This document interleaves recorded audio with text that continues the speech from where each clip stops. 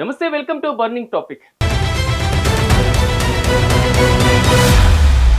America అధ్యక్షుడు Trump, Russia అధ్యక్షుడు Vladimir Putin ఈ నెల 15న అలాస్కాలో జరిగేటువంటి ఓ చారిత్రాత్మక సమావేశంలో కలుస్తున్నారు. ఉక్రెయిన్ యుద్ధం, భూమి ఒప్పందాలు, అమెరికా విధించిన ఆంక్షలు, ప్రపంచ ఆర్థిక వ్యవస్థపై దీని ప్రభావం వంటి కీలక అంశాలపైన ఈ సమావేశంలో చర్చించనున్నారు. ఈ సమావేశం విజయవంతమైతే ఎలాంటి మార్పులు జరగనున్నాయి? ఈ భేటీకి అలాస్కాని ఎందుకు ఎంచుకున్నారు? ఈ చర్చలకు సక్సెస్ అయితే భారత్కు, ప్రపంచానికి ఎలాంటి లాభాలు ఉంటాయి? ఉక్రెయిన్ ఈ సమావేశం గురించి ఏమనుకుంటుంది? గతంలో ఇలాంటి చర్చలు ఎలా జరిగాయి?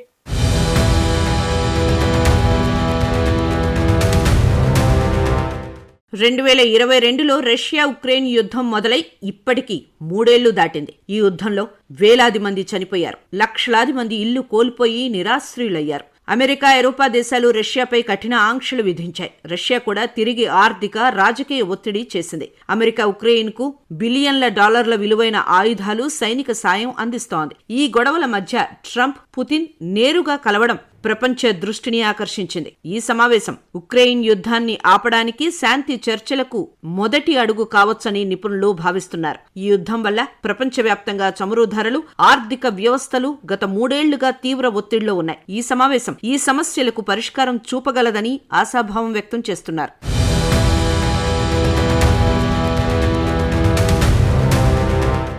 ఈ సమావేశంలో ట్రంప్, పుతిన్ పలు ముఖ్యమైన అంశాలపై చర్చించనున్నారు. ముఖ్యంగా ఉక్రెయిన్లోని కొన్ని ముఖ్యమైన ప్రాంతాల గురించి చర్చ జరగనుంది. ఈ ప్రాంతాలను రష్యాకు అప్పగించాలని పుతిన్ డిమాండ్ చేస్తున్నారు. కానీ ఉక్రెయిన్ అధ్యక్షుడు వోలోడిమిర్ జెలెన్స్కీ 1 ఇంచు భూమి కూడా ఇవ్వను అని స్పష్టం చేశారు.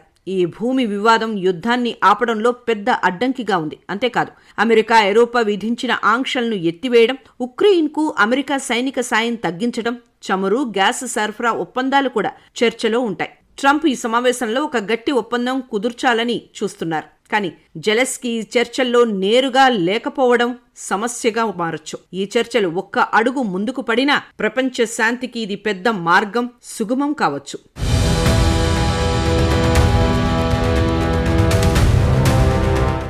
అలాస్కాలోని సమావేశం ఎంచుకోవడానికి వెనుక చారిత్రక, భౌగోళిక కారణాలు ఉన్నాయి. ఇది రష్యాకు కేవలం 88 కిలోమీటర్ల దూరంలో ఉంది. 1867 వరకు అలాస్కా రష్యా ఆధీనంలో ఉంది. తర్వాత అమెరికా దాన్ని కొనుగోలు చేసింది. ఇప్పుడు అలాస్కా అమెరికా భూభాగమైన రష్యాకు చాలా దగ్గరగా ఉంది. ఆర్కిటిక్ ప్రాంతంలో ఈ 2 దేశాలకు వ్యూహాత్మక ప్రాముఖ్యం ఉంది. అలాస్కా 2 దేశాలకు న్యూట్రల్ వేదికగా పనిచేస్తుంది. రష్యాను చారిత్రక సానుకూల భావనను కలిగిస్తుంది. అలాస్కా ఎంపిక రష్యా, అమెరికా మధ్య గత వ్యాపార సంబంధాలను గుర్తు చేస్తుంది. చర్చలకు సానుకూల వాతావరణాన్ని సృష్టిస్తుందని ట్రంప్ టీం భావిస్తోంది. అంతేకాదు, అలాస్కా భౌగోళికంగా రష్యా, అమెరికా మధ్య ఒక బ్రిడ్జ్లా ఉంటుంది. భారత్, పుతిన్, ట్రంప్ సమావేశాన్ని ఆనందంగా స్వాగతిస్తోంది. ప్రధాని నరేంద్ర మోదీ ఇటీవల పుతిన్తో ఫోన్లో మాట్లాడి యుద్ధం కాదు, శాంతి చర్చలే ఈ సమస్యలకు పరిష్కారం అని చెప్పారు. భారత విదేశాంగ శాఖ కూడా ఈ సమావేశం ఉక్రెయిన్ యుద్ధాన్ని ఆపడానికి మంచి అడుగు అని స్వాగతించింది. భారత్కు రష్యాతో దీర్ఘకాలిక స్నేహ సంబంధాలు ఉన్నాయి. అదే సమయంలో అమెరికాతో కూడా బలమైన భాగస్వామ్యం ఉంది. ఈ చర్చలు సక్సెస్ అయితే రష్యాపై ఆంక్షలు తగ్గొచ్చు, చమురు ధరలు స్థిరపడతాయి. భారత్ రష్యా నుంచి రోజు 19 లక్షల బ్యారెల్స్ చమురు తెచ్చుకుంటోంది. ఈ ఆంక్షలు తగ్గితే ఈ సరఫరా సులభమవుతుంది. అంతేకాదు, యుద్ధం ఆగితే ప్రపంచ సప్లై చైన్ స్థిరపడుతుంది. భారత ఆర్థిక వ్యవస్థకు ఊరట కలుగుతుంది.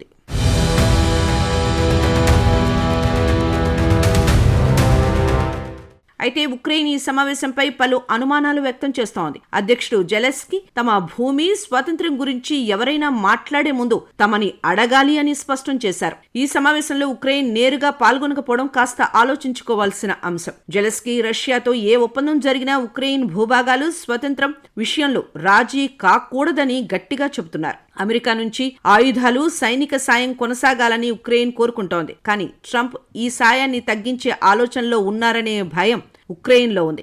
ఈ చర్చలు ఉక్రెయిన్ లేకుండా జరిగితే ఒప్పందం వారి ప్రయోజనాలకు వ్యతిరేకంగా ఉంటుందని ఉక్రెయిన్ నాయకులు ఆందోళన వ్యక్తం చేస్తున్నారు. మరోవైపు ఈ చర్చలు సక్సెస్ అయితే భారత్తో సహా ప్రపంచ దేశాలకు భారీ లాభాలు ఉన్నాయి. ముందుగా చమురు, గ్యాస్ ధరలు స్థిరపడతాయి. రష్యా నుంచి భారత్ రోజు 19 లక్షల బ్యారెల్స్ చమురు తెచ్చుకుంటోంది. ఆంక్షలు తగ్గితే ఈ సరఫరా సులభమవుతుంది, ధరలు తగ్గొచ్చు. ఇది పెట్రోల్, డీజిల్, రవాణా, ఆహార ధరలపై సానుకూల ప్రభావం చూపుతుంది. భారత్ ఎగుమతులకు కొత్త దారులు తెరుచుకుంటాయి. ట్రంప్ విధించిన సుంకాలు తగ్గితే భారత్ రష్యాతో వ్యాపారం మరింత సులభమవుతుంది. రష్యా అమెరికాతో భారత్ స్నేహ సంబంధాలు కొనసాగడం వల్ల దీర్ఘకాలంలో ఆర్థిక, రాజకీయ లాభాలు ఉంటాయి. ఈ సమావేశంలో ప్రపంచ ఆర్థిక స్థిరత్వానికి కూడా దోహదం చేస్తుంది.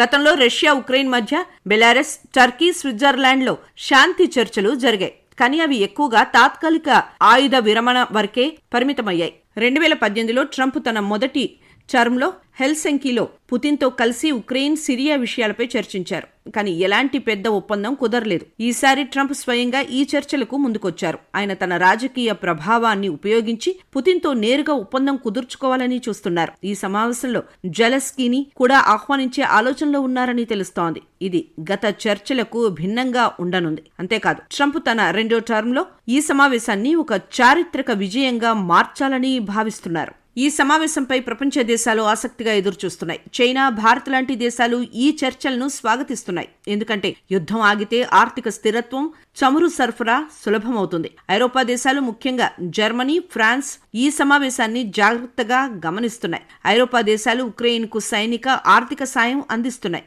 కానీ ట్రంప్ నిర్ణయాలు వారి వ్యూహాలను ప్రభావితం చేయొచ్చు. చైనా ఈ సమావేశాన్ని రష్యాకు మద్దతుగా ఉపయోగించుకోవచ్చని కొందరు విశ్లేషకులు భావిస్తున్నారు. భారత్ మాత్రం రష్యా, అమెరికా రెండిటితోనూ సమతుల్య సంబంధాలను కొనసాగిస్తూ ఈ చర్చల ఫలితాలను ఆశాభావంతో ఎదురుచూస్తోంది.